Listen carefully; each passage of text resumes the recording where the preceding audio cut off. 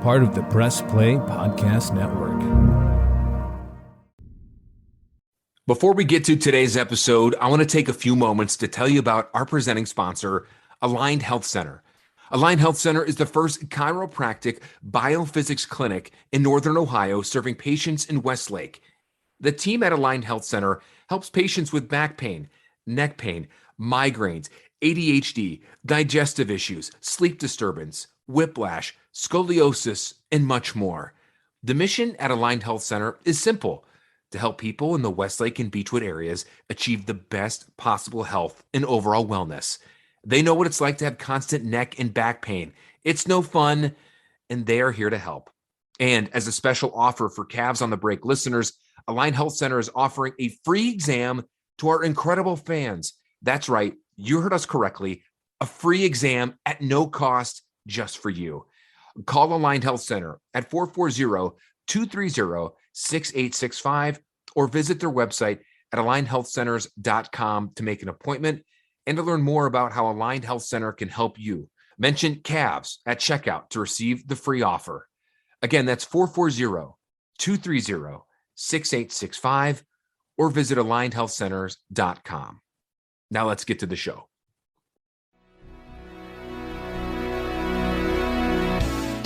Iguodala to Curry, back to Iguodala, up for the layup. Oh, blocked by James. It's over. It's over. Cleveland is a city of champions once again. The Cavaliers are NBA champions.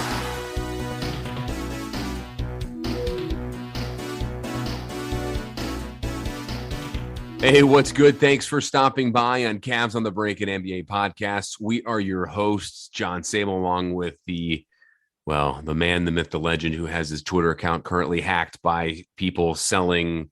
What are they selling, Sam? I haven't really figured it out, but I will say this: whatever it is, it's gotten me 400 more followers. So I hope it works out for him. Well, that's Sam Amico of hoopswire.com. Sam's Twitter account at Amico Hoops. If you have been following him in the last 24 hours as we record this here at 12:53 on Monday, March 21st, has been hacked by Skull Tunes, whatever, some NFT website. Now we talk about this jokingly because this is a growing trend in sports media. Here locally in Cleveland, Daryl Ryder of The Fan had his account hacked, and then nationally, ESPN baseball writer Jeff Passan had his account hacked by the same people, and that was during the whole lockout resolution. And just talk about bad timing for him. The biggest, story of Jeff Passan's career happens and his account gets hacked. So if you look at Amico Hoops Twitter, hopefully by the time you're listening to this, it has been resolved, hopefully. And no, I'm so used to looking at your avatar of your handsome face there, Sam, and now I'm looking at a cartoon skull with the baseball hat on. I might keep that. I might keep the cartoon skull once it gets resolved. The funny thing is, you mentioned Daryl Ryder from The Fan, and he texted me. He was the one who kind of alerted me and said, "Hey, your account's been compromised and hacked." And he said, the same people who got me got you. And I said, "Oh, this happened to you?" And he said, "Yeah, it was the same people." And then it took Twitter about 12 hours before he finally got the account back. And then he said, and then when I did, I had to go in and delete all their tweets, which took like an hour. So, I mean, I've got some work cut out for me here, but I look at it like, people could probably use a break from my voice. This would probably be a nice little change for them on Twitter. I don't know, man. This cartoon skull with a hat, it looks pretty cool, but I'm kind of missing seeing old Sam Amico's face there. I wonder if the cartoon hat or the cartoon skull with the hat picks up chicks. Maybe picks up skull chicks. It could be. Yeah. Maybe that account is going to be the next big hacking account. Well, Bill Gates got hacked too. I don't know about them, but I feel like I'm in, some serious celebrity company here. Wow. So I'm kind of glad it happened. Bill Gates, Daryl Ryder, and Jeff Passan. That's incredible. That's pretty good company there. Yes.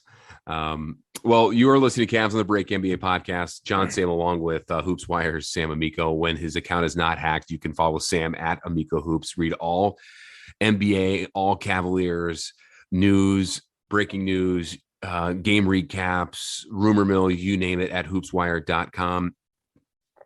You can follow the pod at Cavs on the Break. And you can follow my Twitter at John_Sabol. And Sam, we got a lot to get to here. As we record this, the Cavs coming off a nice come from behind win now 2 nights ago against Detroit. And now tonight, as we record this early in the morning on Monday, they get ready to face the Los Angeles Lakers at the Fieldhouse. So, it's funny because LeBron 2 nights ago, or I should say, Saturday night, passed Karl Malone on the all-time scoring list. I thought he could have maybe sat out that game and then maybe play in this coming up game here and maybe pass it in Cleveland, but that clearly didn't happen, Sam. And now all of a sudden he's questionable for this game with what? Yeah, knee soreness. What's going on with that? His knee's been bothering him. If you remember, it was, I think, pretty shortly after the All-Star break, he missed a couple games. Well, he had that huge scoring game against the Warriors. And then the very next game, he had to sit out with knee soreness. I can't remember whether he missed 1 or 2, but that's been lingering apparently. And he was almost like a game time decision against the Wizards on Saturday. And he played and they blew a huge lead and lost. And that's kind of been the story of their season. So, I just checked the 12:30 a.m. official NBA injury report, which lists him as questionable. So, I'd be surprised if he doesn't play in Cleveland as one game in Cleveland since he's been traded, All-Star game. Since free, but I just don't. I would be surprised if he misses an opportunity to miss a game against Cavs in Cleveland, because he did play through it the other night. So I'm guessing that the Lakers are probably just trying to keep the Cavs guessing as to whether or not he'll play. Well, I mean, if you think about it, we talked about this briefly before we started record. LeBron probably knows his team's going to get rolled pretty easily. They could get beat. Yeah. Cavs are a 6-point favorite, by the way. Who would have thought that, though? Let's rewind a little bit here. 2 years ago, Cavs and Lakers in Cleveland. Did you ever think the Cavs would be favored in a game against them? I didn't think so 4 months ago. Only because you not because I didn't believe that the Cavs would continue this streak, but I just wondered if the Lakers would continue to be so bad, and they have been so underwhelming, and that to me is a huge surprise. Yeah, and we're going to talk about playoff push here for the Cavaliers here briefly, about what they can do here coming up. We'll talk about that.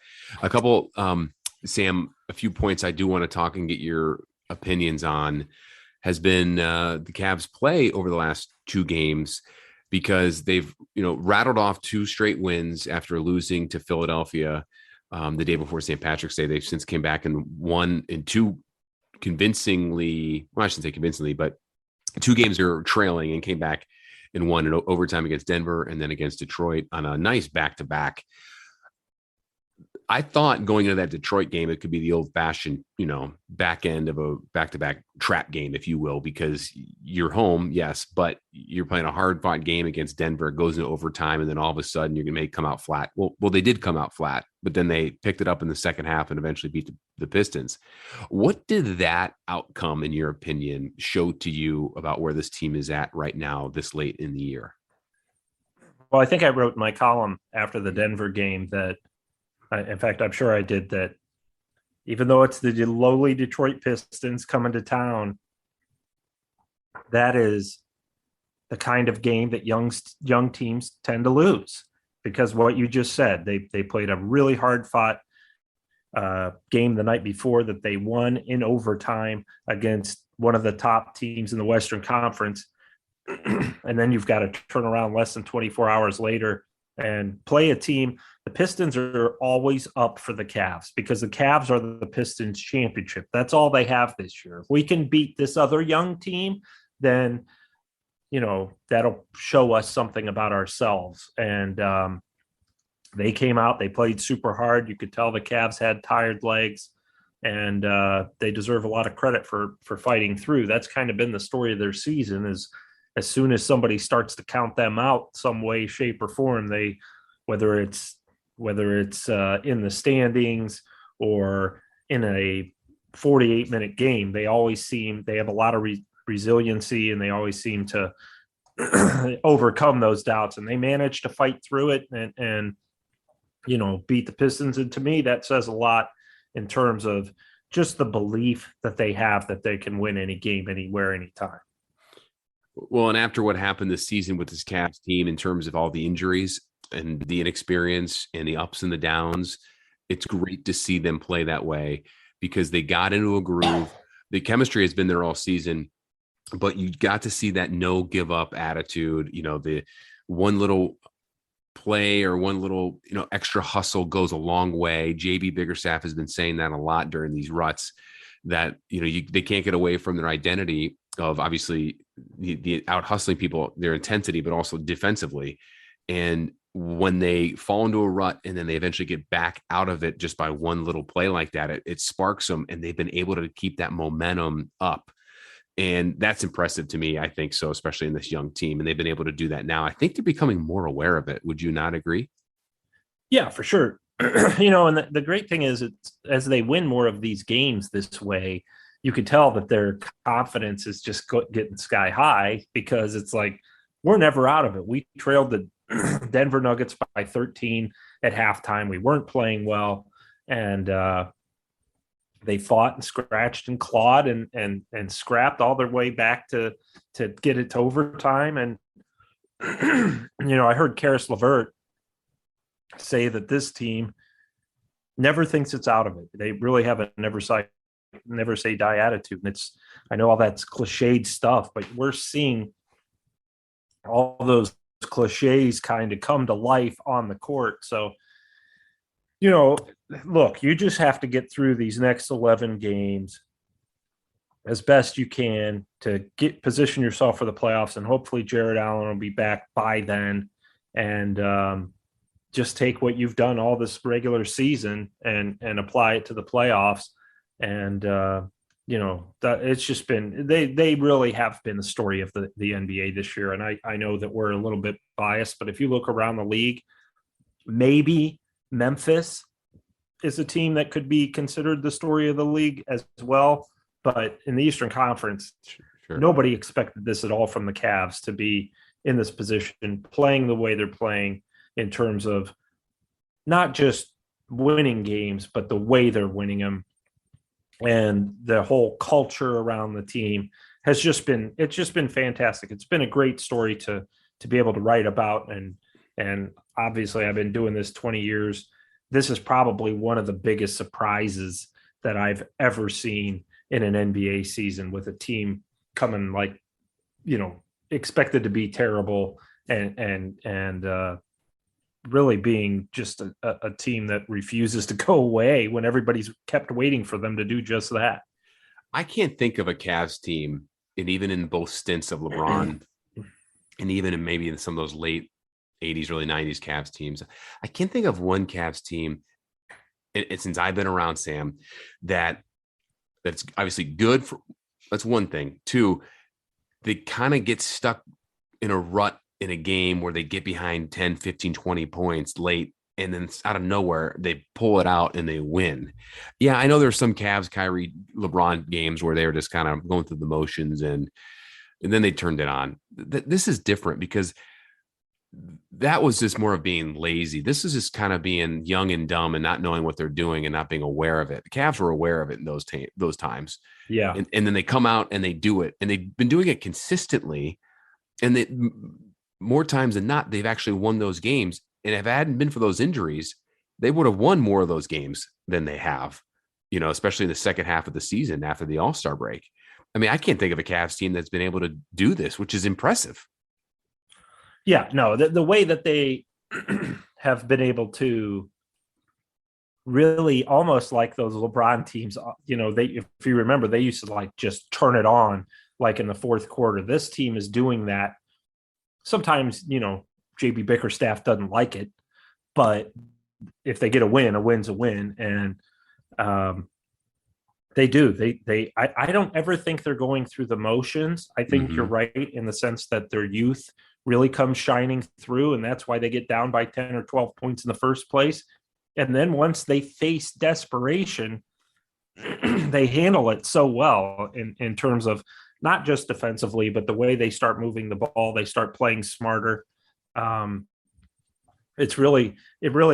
really sets them apart, not just from other Cavs teams, but other teams throughout league history. Usually young teams, when they get down 10, 12 points, it's over. Yep. This team, they get down 10, 12 points, and that's typically when they start playing their best a lot. So it's been a very unique season in that sense.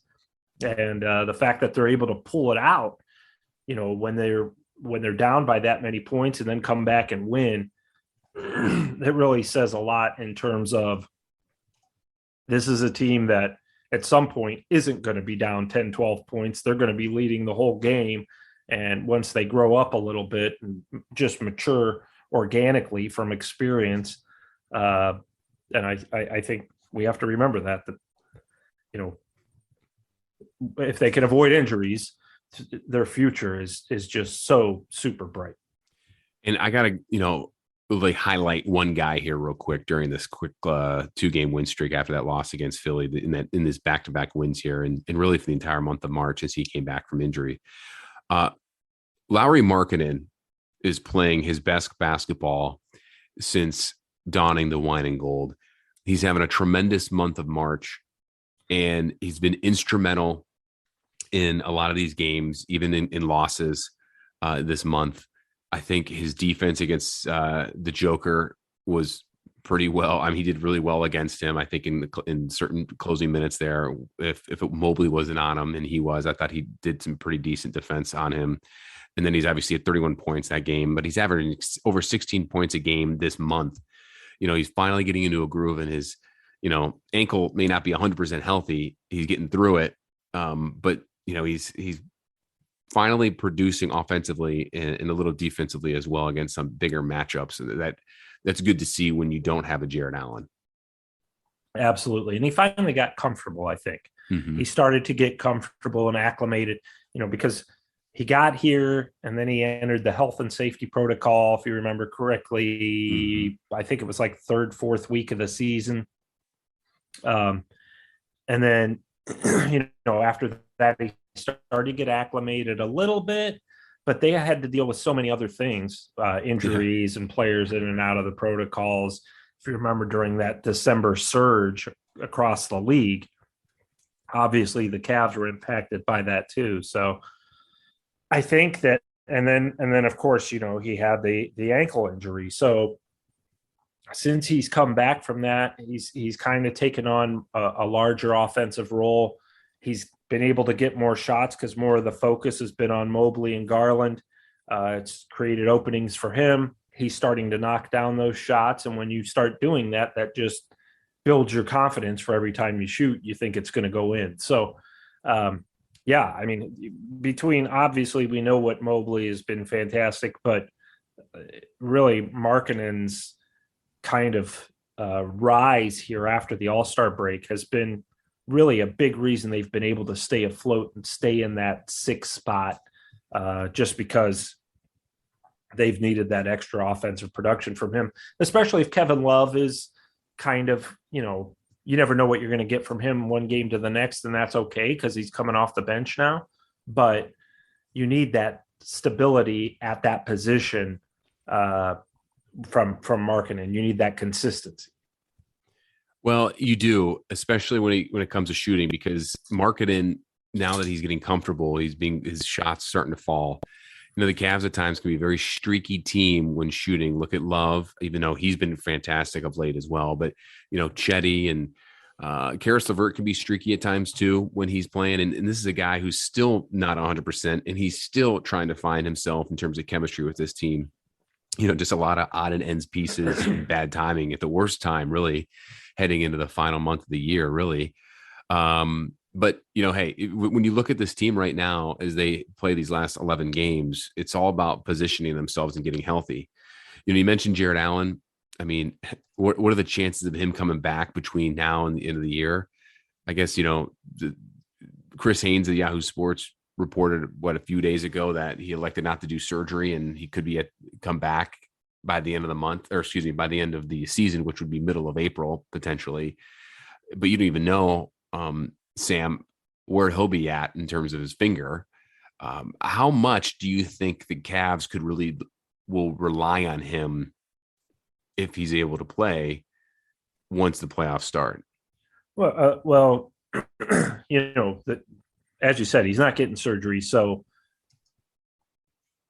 ideally that's going to benefit his ability to come back quicker. And the good news is it's his non-shooting hand, which also means it's his non-going up to block shots hand. And that's really where he has missed the most. Now he does nice things offensively, but he's an all-star because of his defense, his ability to alter shots, his ability to rebound, his ability to block shots, and just really make guards think twice about going in the lane and challenging. You have Mobley and Markanen in there. You throw in a third very talented 7-footer in Allen, and that just makes opposing offenses. We saw it earlier this year. That's where the Cavs' success came from, was, such a huge part of their defensive identity of people being afraid to shoot at the rim because there are 3 guys there who can block your shot. Allen's the best of them. So he's a guy who plays playoff style basketball in that sense all year long, because it's kind of that, usually playoff games are a little more slow. They're not as up tempo. And when you slow down the game, then size and physicality count for a lot more. And that's where Allen comes in. So yeah, absolutely. Just even if he's not 100%, his size alone and, his smarts in terms of knowing when to jump and block shots and knowing when to position himself for rebound, those things are things that he'll bring that they're, it's only going to help their cause, obviously. All right, let's take a break here on Cavs on the Break NBA podcast on the Press Play Podcast Network. Coming up afterwards, I want to talk with Sam. I want to get his playoff Cavaliers position prediction. Say that 3 times fast. With 11 games to play and a lot of big games on the Eastern Conference slate here, and where the Cavs are currently sitting as we record this on the 21st of March, where Sam thinks they're going to go. I'll even throw my prediction in there as well. And we'll also highlight a few big games coming up for the Wine and Golds. But we'll talk about that and much more right after this. Stay with us. Looking for new insights on the Cleveland sports scene with a unique side of Cleveland sports history? Then you found the perfect podcast. I'm John Sabol. And I'm Scott Sabol, and we're hosts of the Sabol Brothers on the Baseline podcast, a podcast about Cleveland sports, but not your typical podcast about the land's sports teams. Join us as we embark on a journey of sharing a unique and historical side of Cleveland sports history with the help of some former Cleveland sports stars and other historical figures. All right here on the Sabol Brothers on the Baseline podcast, part of the Press Play Podcast Network. Hey everyone, this is Mike Voorhees. And I'm Brian Shaw. No, not the pitcher. We're the Guardians of the Land MLB podcast, formerly a Swingin' a Tribe. Don't have time to watch 162 games of baseball? We do. We have you covered with recaps of the games, stats, and analysis throughout the MLB season. Subscribe now to Guardians of the Land and Press Play Pods for all your Cleveland sports analysis. What's up, everyone? Chase Smith here, host of the Chase Smith Podcast, and my podcast reflects who I am.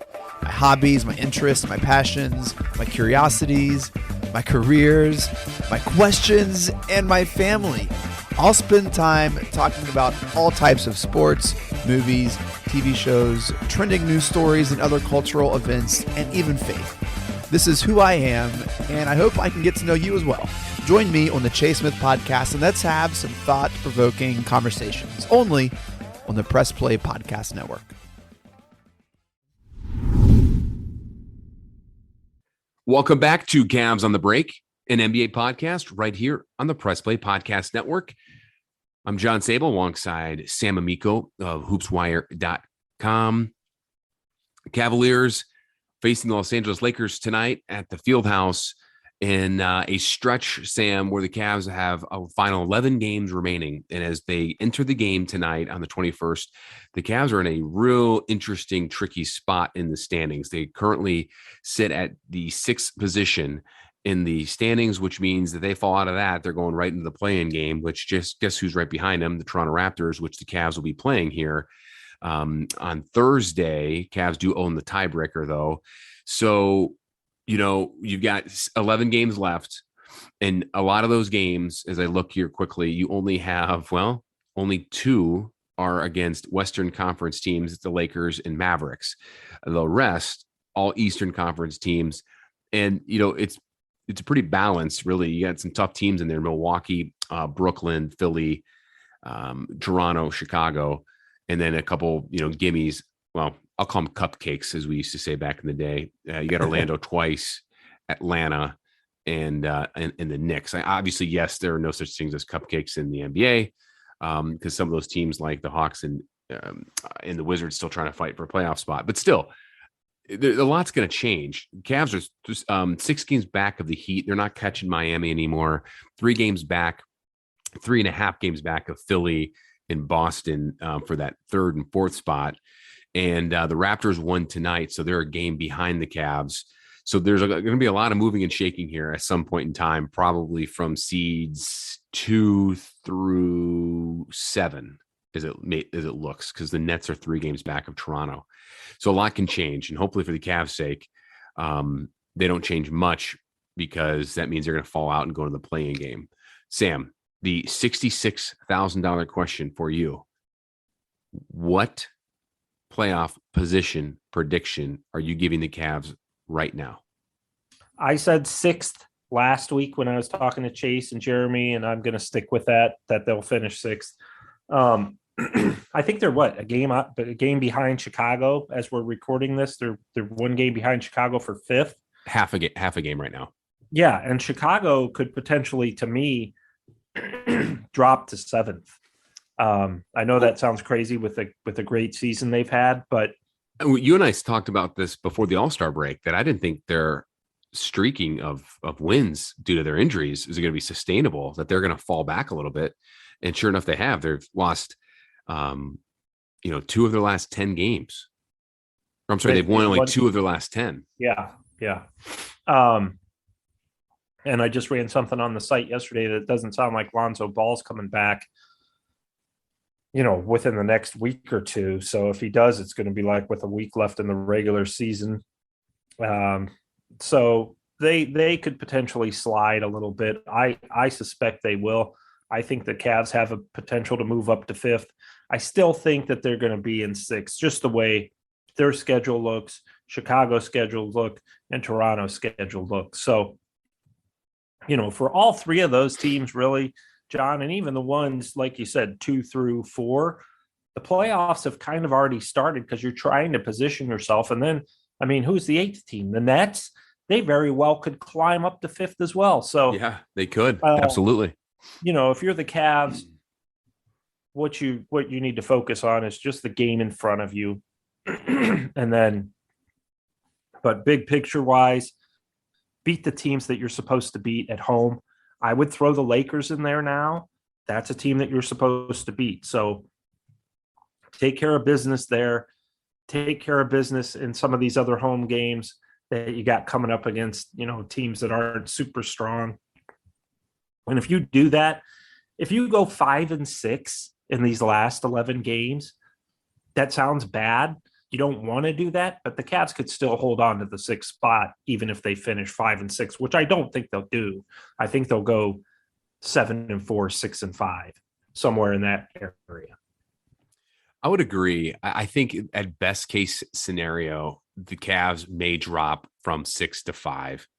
And I don't think, and this is nothing against them. I mean, like, they're just so badly hurt, and their chemistry and everything is just completely thrown off. They're missing key guys, and they do have a tough stretch in some of these big games here against, like we just named, Brooklyn and Chicago and Philly and Milwaukee. It's an uphill battle when you have. Is that Chicago game in Cleveland, by the way? Yes, it is. Yeah. Hopefully that's one you can win. Well, and to be honest with you, I think they can win that. But I also think some of these other home games, they come at a perfect time because you're facing hard opponents home. Like, you're going to face Chicago home, games that you need to win. You're going to face Philly at home on the 3rd, and you're going to face your season finale April 10th against the Bucks home. And by then the Bucks may be resting all their guys. You just took it right out of my mouth, man. Exactly. Yeah. Like, they're going to go ahead and rest. So that could be somewhat of a game where, if the Cavs are in a position for a play-in game or not, they're going to go all in. Playing it at Brooklyn will be tough. I think the intriguing back-to-back, they only have two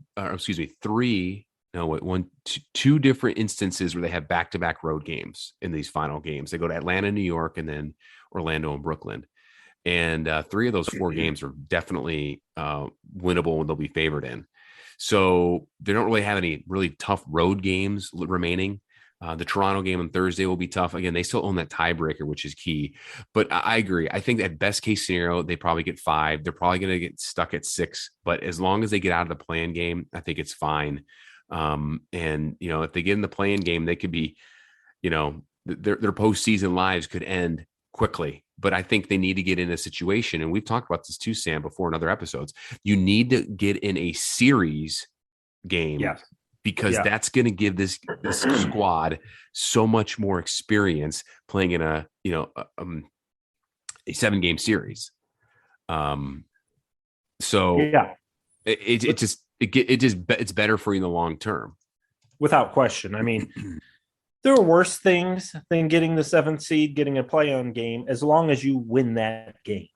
If you are in the play-in tournament and you have to get in the playoffs that way, okay, well then go do it. I mean, we don't have to say, oh, it's been awful that they finished 7th and now they're playing in the play-in tournament. It's not ideal, especially if the Nets finish 8th. You don't want to play the Nets in the play-in tournament, right? But if you can handle your business now and take care of some of these teams that, again, okay, you got the Magic twice, beat them. Let's say you just said the Hawks and the Knicks. Not so worried about the Hawks as I go into the Knicks, who at that point may be playing for a higher draft pick. Because they're not going to the playoffs. So maybe they're going to start positioning themselves for a draft pick. Go in there, play a team that's really not, so hung up on winning. I'm not saying the players are going to be hung up on winning, but maybe the organization isn't. So they're not playing their best guys. You go there, take care of business, win that game. Those are the kind of games that you just need to like you said, the cupcakes, you got to go and beat the cupcakes. You've got to win the games you're favored in.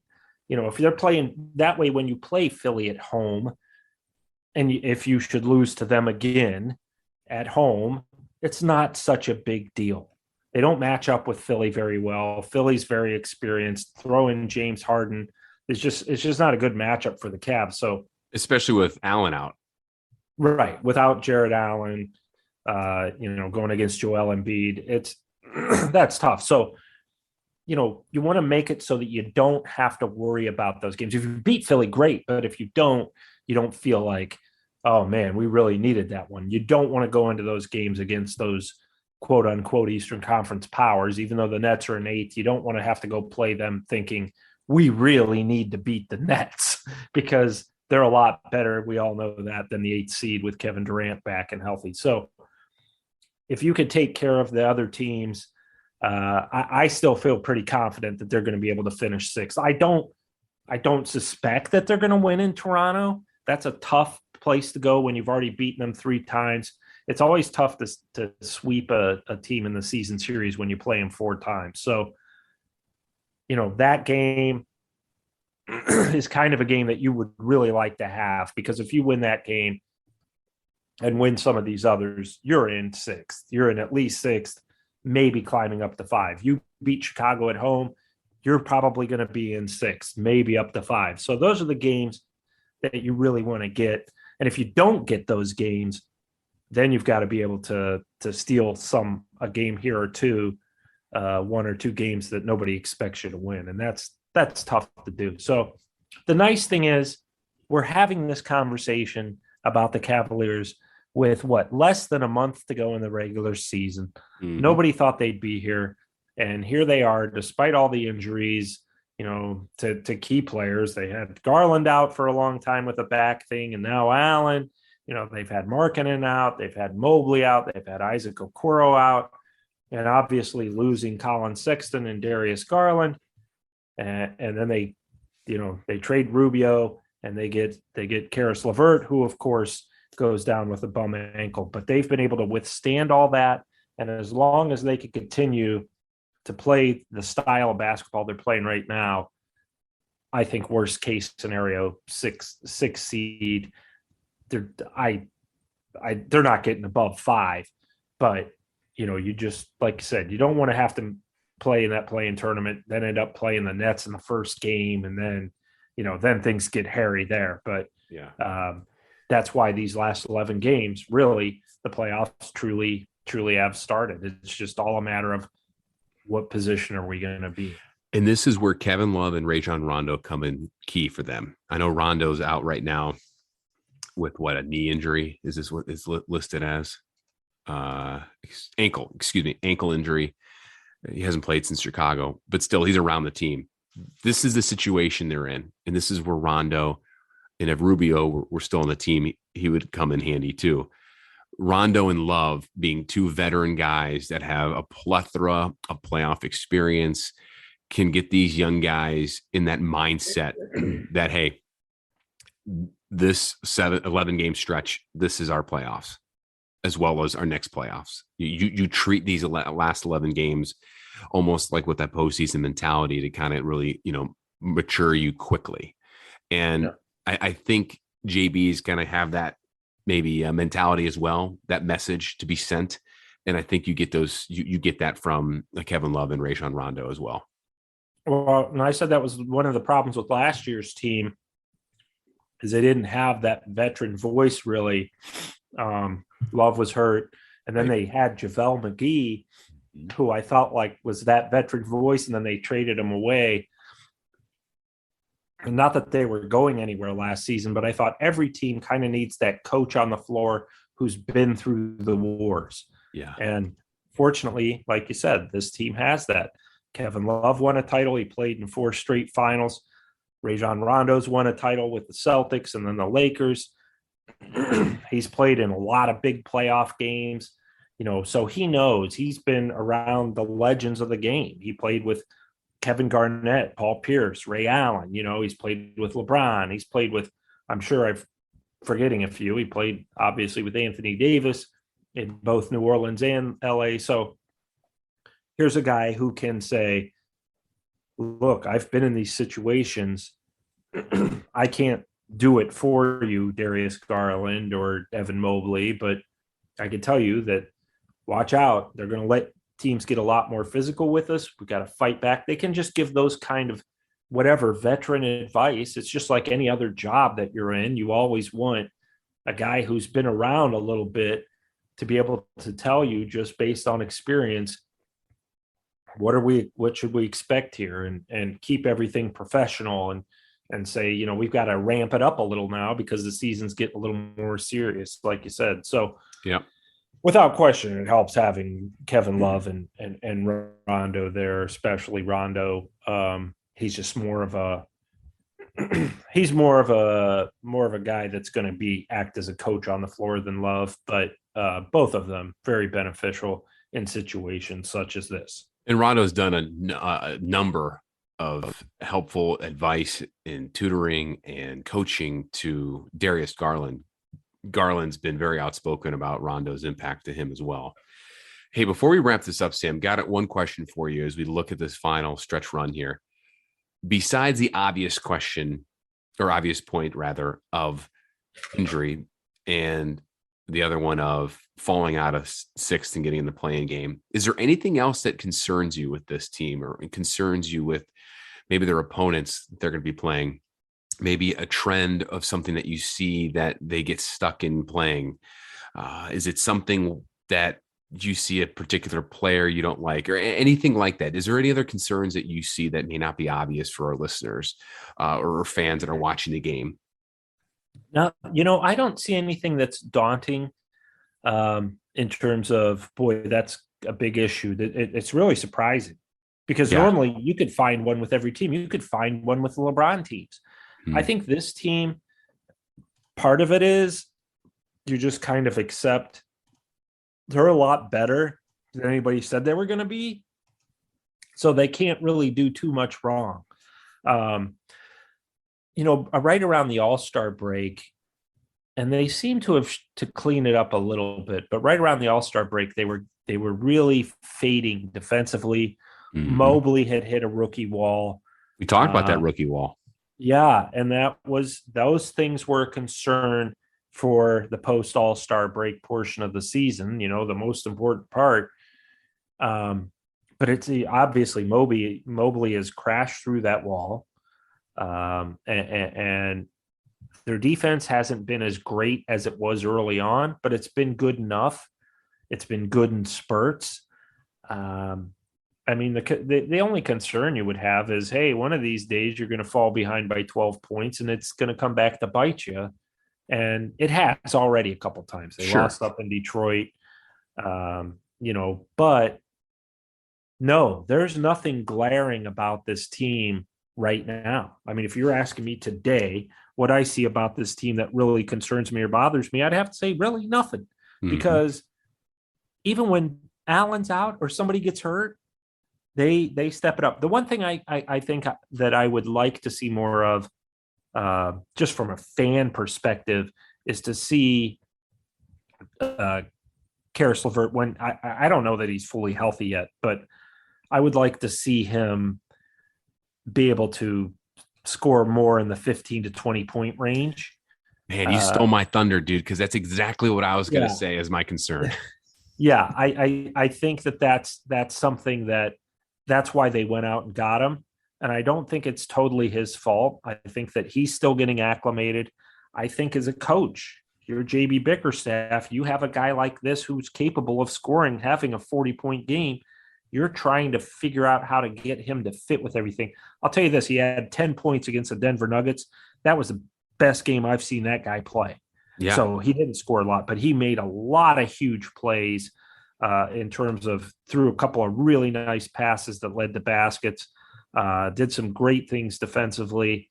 So, even him scoring 15, 20 isn't a huge concern. It's just something that's why they went out and got him.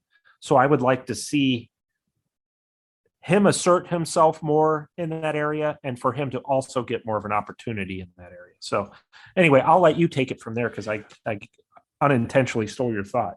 No, I mean, that's great. It's the second time you've done that tonight, but demented minds think alike. Yeah, exactly. It's funny. Think about this. Well, first off, I got to comment on your JaVale McGee comment a little bit ago. Doesn't that feel like that was 10 years ago already? Yeah, it really does. I mean, so much has changed. It's hard to believe that was just last season because basically the train was coming off the tracks last year when they traded him. I'm like, well, great. Now you're trading the one veteran voice that you have and the train's already coming off the tracks. And I was hard on them last year. Fans didn't like it. They're like, oh, Amico is so negative, but it's like, I'm not negative if they win. All right. They win. They're not winning. Sure. So I'm not going to blow smoke either because then that way, when they do win or when I do say nice things about them, then you can believe it. And you know what I mean? Now Miko's being too soft. Yeah. Well, I wasn't gonna just do the typical PR spin. I shouldn't say typical, but a lot of people will do that. And If the PR department wouldn't have put me on the payroll, then I would do it, but I'm not going to do it for free. There you go. You tell him, Sam. Well, that to me feels like it was like, 10 years ago. It Same sure thing does. with the Andre Drummond situation too, right? Talking about Karis LeVert, he is not 100% healthy. We all know that. He's still getting in the groove in terms of like feeling his way out to this lineup and chemistry. But I'd like to see him put up like you say, in the 15 to 20 point range. You know what's crazy, Sam? Karis LeVert's only played 8 games for the Cavs so far since getting traded. Well, and that's part of it. That's part of it for sure. Well, it's because he's been hurt, obviously, but it's also because he hasn't been able to get, in his groove. And really, ever since he got hurt and sprained his foot after the All-Star break, he's been on a minute restriction too. So he has been starting, which is the right thing to do, obviously, but he's only played 8 games. He started one, I think his first or second game, his debut against the Pacers when they went to Indiana, and he scored 22 to beat Indiana in Indiana. That was the only time he started, I think. And you know what's crazy about that, Sam? That game you're talking about with the Pacers? Mm-hmm. That is also, and you're right, he did start that game. That is the only game out of the 8 that he's played that he's scored over 20 points. The only game he scored above 15. Yeah. Well, I know part of that obviously is because he's coming back from an injury. Sure. He's also getting acclimated to coming off the bench. I don't think that he thought he was going to be coming off the bench when he got here, but I think he understands, and the Cavs have no choice right now. He's on the minutes restriction. They want to make sure that he's healthy for the playoffs, but they're going to have to make a decision with him.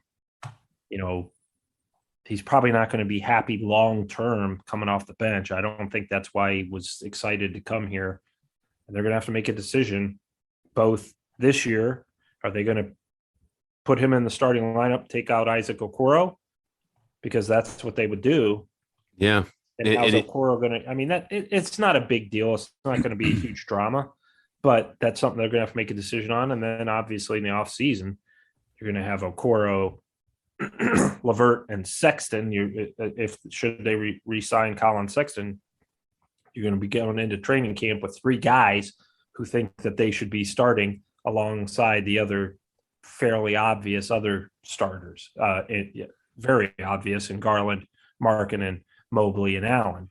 You're going to have 3 guys in LeVert, Sexton, and Okoro who are going to be battling for one starting spot in training camp. And then, theoretically, you're going to have to make a decision before the playoffs whether LeVert's going to be starting, coming off the bench, or whatever. And that's something you want to get figured out, because it's going to impact your future, the long-term future. It's not going to be a huge deal, but it will be something that you've got to get. Who are our 5 guys? And Okoro currently has having a pretty good month. He's deserved. He's proven. Yeah, he's coming along really nicely. Yeah, he sure is. And you know what, Sam? He's shooting the ball with more confidence. You can tell it too. Yeah. So that's only good signs going forward as this Cavs team continues to, find themselves, learn about themselves, and then go even further into next year in terms of Isaac Okoro's confidence in his offensive game. All right, that'll wrap it up here in this edition of Cavs on the Break NBA podcast. Thank you so much, listeners, for listening to us. Remember, you can find us on Apple and Spotify. Smash that subscribe button if you haven't already, so you can get notifications straight to your devices of when new episodes drop, including this one. You can read Sam Amico at hoopswire.com. Follow him at Amico Hoops on Twitter whenever he is not being hacked by Skull Tunes NFT. Yeah, don't follow me on Twitter until March 23rd, when presumably this will all be cleaned up by then. We also want to say thanks so much to our sponsor, Aligned Health Centers, for giving us the support. We really appreciate it. Remember, check them out at alignedhealthcenters.com. And thanks and big shout out to the Press Play Podcast Network for making this episode possible for us and for all you guys out there listening to us. Sam, it's been real, buddy. We'll talk again soon, and hopefully get your Twitter all figured out.